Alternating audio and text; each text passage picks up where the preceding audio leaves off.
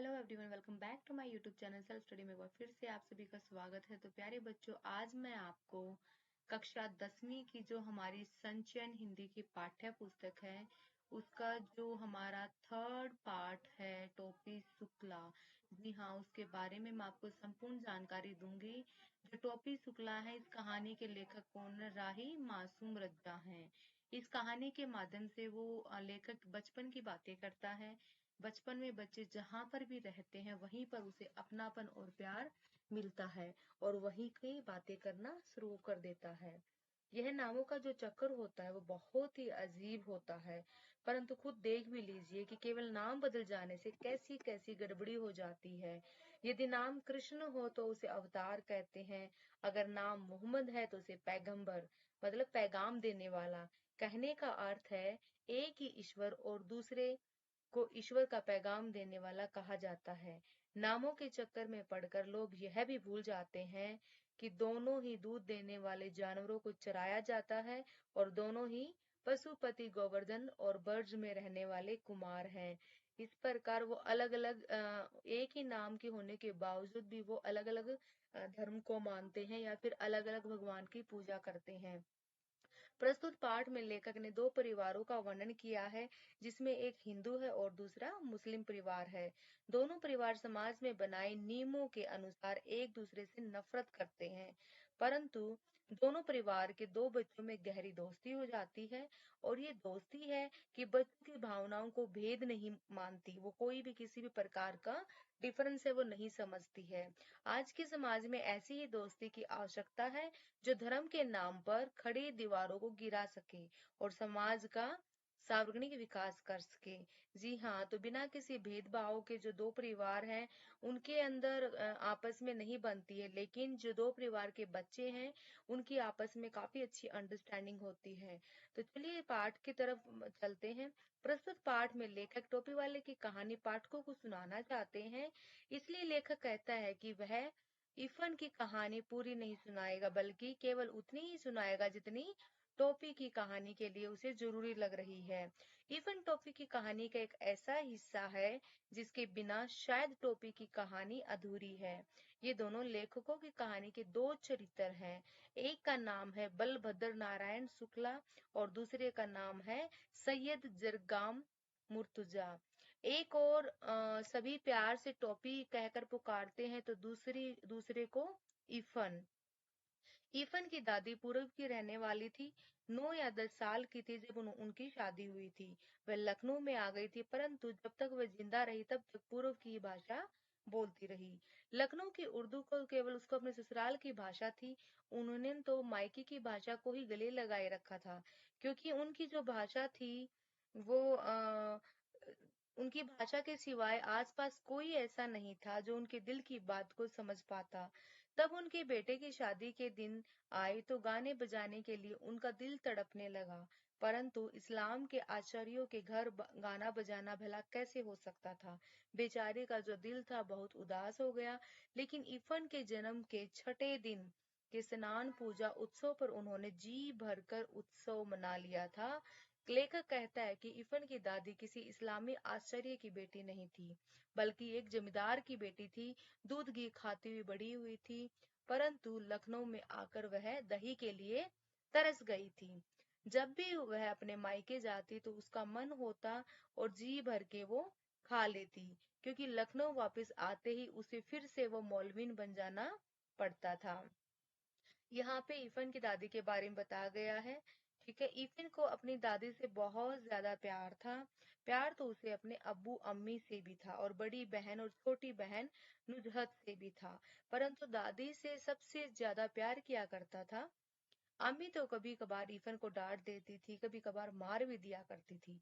बड़ी बहन भी अम्मी की तरह कभी कभी डांटती और मारती थी। अब्बू भी कभी कभार घर का नया न्यायालय समझकर अपना फैसला सुना देते थे। नुजहत को जब भी कभी मौका मिलता तो वह उसको कापियों की तस्वीर बनाने लग जाती। बस एक ही दीदी एक जो दादी थी वही थी जिन्होंने कभी भी किसी का दिल नहीं दुखाया था। वह रात को भी उसे बहराम डाकू, अनारपली, बारह बुजुर्ग, अमीर हमजा, गुल बकावली, हातिम ताई, पंचफूला रानियों की कहानी सुनाया करती थी।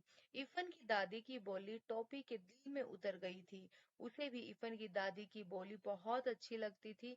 यहाँ पे इफन के बारे में बताया गया है। इफन और टोपी जो दोनों दोस्त थे और किस प्रकार से वो जो इफन के घर में आते थे टोपी, और उसकी दादी की जो भाषा थी, लैंग्वेज थी, वो टोपी को बहुत अच्छी लगती थी। ठीक है।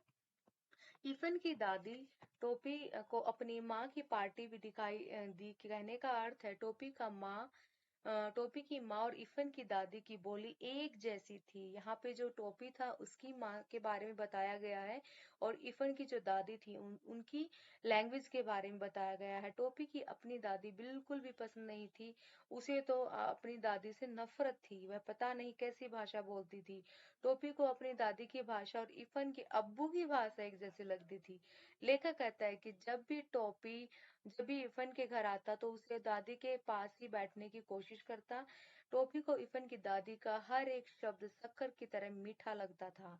पके आम से रस का सुखाकर बनाई गई मोटी परत की तरह मजेदार लगता था। तिल के बने व्यंजनों की तरह अच्छा लगता था। लेखक कहता है कि इफन की दादी टोपी हमेशा एक ही सवाल पूछकर आगे बढ़ती थी कि उसकी अम्मा क्या कर रही है। पहले पहले तो टोपी के समझ में नहीं आया कि ये अम्मा क्या होता है, परंतु बाद में उसे समझ में आ गया कि माता जी को अम्मा कहा जाता है। लेकिन मुस्लिम लैंग्वेज में माँ को अम्मा कहते हैं। ठीक है। जब टोपी ने अम्मा शब्द सुना तो ये शब्द उसको बहुत अच्छा लगा। जिस तरह से गुड़ की डाली के मुंह में रख कर स्वाद का आनंद लिया जाता है, उसी तरह से वह जब इस शब्द को बार बार बोलता रहा, अम्मा, अब्बू, बाजी, उसे ये शब्द बहुत ज्यादा पसंद आए। एक दिन टोपी को बैंगन का भुर्ता बहुत जरा ज्यादा अच्छा लगा। राम दुलारी राम दुलारी मतलब कौन थी? वो टोपी की माँ थी। खाना परोस रही थी। टोपी ने कह दिया, अम्मी, जरा बैंगन का भुर्ता। अम्मी, अम्मी शब्द सुनते ही मेज पर बैठे सभी लोग चौंक गए। उनके हाथों से खाना खाते खाते रुक गया। वे सभी लोग टोपी के चेहरे की ओर देखने लगे। टोपी की दादी सुभद्रा देवी तो उसी वक्त खाने की मेज से उठ गई, और टोपी की माँ राम दुलारी ने टोपी के फिर बहुत मारा। मतलब जो अम्मी शब्द सुनकर ही उन्होंने टोपी के ऊपर गुस्सा करना शुरू कर दिया। क्योंकि जो टोपी के घर वाले थे वो हिंदू परिवार से थे, और जो इफन थे वो मुस्लिम परिवार से थे। लेकिन दोनों परिवार के अंदर काफी मतभेद और भेदभाव चलता था धर्म और कास्ट को लेकर। लेकिन जो बच्चे थे वो आपस में दोस्त थे, तो वो किसी भी प्रकार का भेदभाव नहीं जानते थे। तो इस प्रकार से जब टॉपी ने अपने घर में खाने के टाइम अम्मी कहा, तो उसकी माँ ने उसको बहुत मारा। एक ही बात बार बार पूछ रही थी, अब क्या इफन के घर जाएगा? क्या अब दोबारा से वहां पे जाएगा? इसके उत्तर में हर बार टोपी हाँ ही कहता रहा। मुन्नी बाबू और भैरव जो टोपी के भाई थे, वे टोपी की पिटाई का तमाशा देख रहे थे। लेखक कहता है कि जब टोपी की पिटाई हो रही थी, उसी समय मुन्नी बाबू एक बात जोड़कर बोले। एक दिन उन्होंने इसे रहीम कबाबची की दुकान पर कबाब खाते देखा था। उन दोनों ने क्या बोला कि हमने उसे कबाब खाते देखा था। सच्ची बात यह थी कि टोपी ने मुन्नी बाबू को कबाब खाते देख लिया था, और मुन्नी बाबू ने उसे एक इकतरी रिश्वत दी थी। टोपी घर पर इस शिकायत ना कर दे, कि घर पर जाकर वो ना बता दे। उस दिन टोपी की इतनी पिटाई हो गई थी कि उसका सारा शरीर दर्द कर रहा था। दूसरे दिन जब टोपी स्कूल गया और स्कूल में इफन से मिला, तो उसे पिछले दिन की सारी बातें उसने बता दी। दोनों भूगोल शास्त्र की क्लास को छोड़कर बाहर निकल गए। पंचम की दुकान से इफन ने केले खरीदे, क्योंकि यह बात थी कि टोपी फल के अलावा बाहर की किसी भी चीज को हाथ नहीं लगाता था। टोपी बहुत ही भोलेपन से इफन से कहता है कि क्या ऐसा नहीं हो सकता कि लोग दादी बदल ले? हम दोनों क्या कर सकते हैं कि एक दूसरे की दादी वो एक्सचेंज कर ले। उनकी दादी इफन के घर और इफन की दादी उसके घर आ जाए। टोपी कहता है उसकी दादी की बोली तो इफन के परिवार की बोली की तरह ही है। टोपी की इस बात का जवाब देते हुए इफन कहता है कि टोपी यह इच्छा पूरी नहीं हो सकती। इसके अब्बू यह बात नहीं मानेंगे, क्योंकि उनकी दादी उनके अब्बू की अम्मा भी तो है। सिर्फ वो मेरी दादी नहीं, वो अब्बू की माँ भी तो है। जब टोपी और इफन बात कर रहे थे, उसी समय इफन का नौकर वहां पे आया और खबर दी कि इफन की दादी का देहांत हो गया।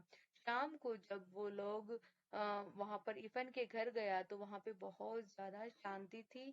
घर लोगों से भरा हुआ था, परंतु दादी के न होने पर टोपी के लिए पूरा घर खाली हो चुका था। जबकि टोपी को दादी का नाम भी मालूम नहीं था, परंतु इफन की दादी को बहुत गहरा संबंध बन गया था। दोनों अपने घरों में अजनबी और भले घर में अकेले थे, क्योंकि दोनों को ही उनके घर में कोई समझने वाला नहीं था। दोनों ने एक दूसरे का अकेलापन दूर कर दिया था। यहाँ पर टोपी इफन को सहानुभूति देता हुआ कहता है, इफन दादी की जगह उसकी दादी मर गई होती तो ठीक होता। यहाँ पे मतलब एक बच्चा दूसरे बच्चे को सहानुभूति कहते हैं कि तुम्हारी दादी की बजाय मेरी दादी मर गई होती तो अच्छा होता। लेकिन जो लेखक कहता है कि टोपी ने 10 अक्टूबर सन 45 को कसम खाई थी कि वह किसी भी ऐसे लड़के से दोस्ती नहीं करेगा जिसके पिता कोई ऐसी नौकरी करते हैं जिनकी बदली होती रहती हो।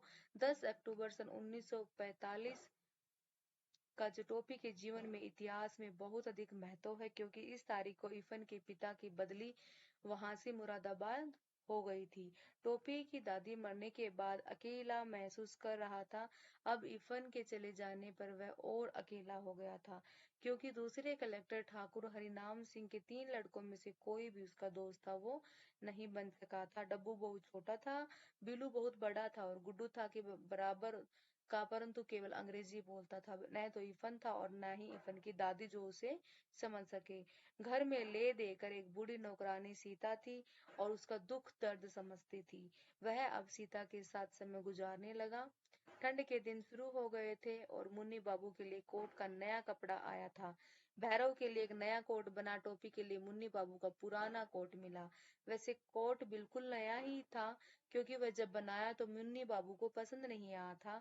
टोपी ने वह कोट उसी वक्त दूसरी नौकरानी केतकी के बेटे को दे दिया। वह खुश हो गया। नौकरानी के बच्चों को दे दी गई कोई भी चीज वापस नहीं ली जा सकती, इसलिए तय हुआ कि टोपी ठंड ही खाएगा। इस पर दादी और टोपी के बीच काफी बहस हो गई। दादी ने पूरा घर अपने सिर पर उठा लिया। जब टोपी को उसकी माँ ने दादी को उल्टा जवाब देने के लिए पीटा तो बूढ़ी नौकरानी सीता टोपी को समझाने लगी। अब वह 10वीं कक्षा में पहुंच गया था, लेकिन उस तरह की बातें जो दादी थी वो दादी को नहीं करनी चाहिए थी। सीता ने तो बड़ी आसानी से कह दिया था कि टोपी 10वीं कक्षा में पहुंच गया है, पर टोपी के लिए 10वीं कक्षा में पहुंचना उतना आसान नहीं था। 10वीं कक्षा में पहुंचने के लिए टोपी को बहुत अधिक मेहनत करनी पड़ती थी। 2 साल से तो टोपी फेल ही हुआ था। वह पढ़ाई में बहुत तेज नहीं था, परंतु उसे कोई पढ़ने ही नहीं देता था। जब भी टोपी पढ़ने बैठता तो उसे कोई ना कोई काम आ जाता था, या फिर बड़े भाई मुन्नी बाबू को कोई काम याद आ जाता था, तो उसकी माँ को कोई ऐसी चीज मंगवानी पड़ जाती थी जो नौकरों से नहीं मंगवाई जा सकती। अगर ये सारी चीज ना होती तो उसका छोटा भाई भैरव उसकी कापियों के पन्नों को फाड़ कर उसके हवाई जहाज बनाकर उड़ाने लग जाता। यह तो थी पिछले साल की बात। दूसरे साल उसे टाइफाइड हो गया था, जिसके कारण वो फेल हो रहा था और पढ़ाई नहीं कर पाया था। दूसरे साल भी वो फेल हो गया था। तीसरे साल वह पास तो हो गया, परंतु 3rd डिवीजन से। ये 3rd डिवीजन के कलंक के टिक्के की तरह उसके माथे पे चिपक गया। टोपी के सभी दोस्त 10वीं कक्षा में थे, इसलिए वह उन्हीं से मिलता और उन्हीं के साथ में खेलता। अपने 9वीं कक्षा में पढ़ने वालों में से किसी के साथ उसकी दोस्ती नहीं थी। जब भी वो कक्षा में बैठता उसे अजीब सा लगता, क्योंकि वो उनसे काफी बड़ा था। टोपी ने किसी न किसी तरह से इस साल को झेल लिया, परंतु सन 51 में भी वह 9वीं कक्षा में बैठना पड़ा। वह बिल्कुल गीली मिट्टी का पिंड हो गया था, क्योंकि अब तो 10वीं में भी कोई उसका दोस्त नहीं रहा था। जो विद्यार्थी सन 1949 में 8वीं कक्षा में पढ़ते थे, अब वो 10वीं कक्षा में थे, और जो सन 1949 में 7वीं कक्षा में थे वो टोपी के साथ में पहुंच गए थे। उन सभी के बीच में अच्छा खासा बूढ़ा दिखाई देने लगा था टोपी। वही जो कक्षा में सबसे तेज लड़का था, उसने टोपी से पूछा, उन लोगों के साथ क्यों खेलता है?